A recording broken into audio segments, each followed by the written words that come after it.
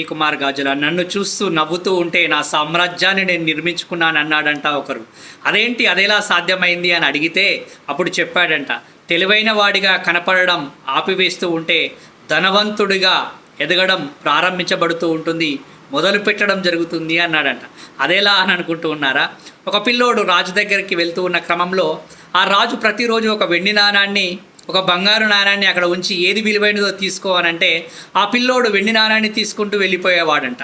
అలా ప్రతిరోజు అలా వెళ్తూ ఉన్న క్రమంలో ఒకరోజు వాళ్ళ నాన్న వస్తే అన్నాడంట రాజు, ఏంటి అసలు నీ కొడుకు కొంచెం కూడా జ్ఞానం లేదు, అసలు ఏది విలువైనదో ఏది విలువ కానిదో కూడా గుర్తించలేకుండా ఉన్నాడు, బంగారము వెండి నాణం పెడితే ప్రతిరోజు వెండి నాణమే తీసుకుని వెళ్తున్నాడు అనగానే అప్పుడు ఆ తండ్రి ఆ పిల్లోడి దగ్గరికి వచ్చి, ఏంటి నానా నువ్వు బంగారానికి వెండికి కూడా విలువ తెలియకుండా ప్రవర్తిస్తున్నావా, ఏది విలువైనదో గుర్తించలేకపోతున్నావా అనగానే ఆ పిల్లోడు ఆ నాన్నని చేపట్టుకొని ఇంటికి తీసుకొచ్చి ఒక బాక్స్ ఓపెన్ చేసి చూపెట్టాడంట. ఆ బాక్స్ నిండా 1000 వెండి నాణాలు ఉన్నాయనంట. అప్పుడు ఆ బాబు చెప్పాడంట, ఎప్పుడైతే నేను తెలివైన వాణ్ణి అని వాళ్ళకి తెలుస్తూ ఉంటుందో అప్పుడు నాకు ఆ రాజు నాణాలు ఇవ్వడం ఆపేస్తూ ఉంటాడు, వాళ్ళు నవ్వుతూ ఉన్నారు, నేను నా సామ్రాజ్యాన్ని నిర్మించుకుంటూ ఉన్నాను ఇక్కడ. ఎప్పుడైతే బంగారం విలువైనది అని నాకు తెలుసు కానీ నేను తీసుకుంటే అక్కడితోనే ఆగిపోతుంది కదా, కాబట్టి ఈరోజు ఇన్ని వెండి నాణాలు వచ్చేది కాదు కదా.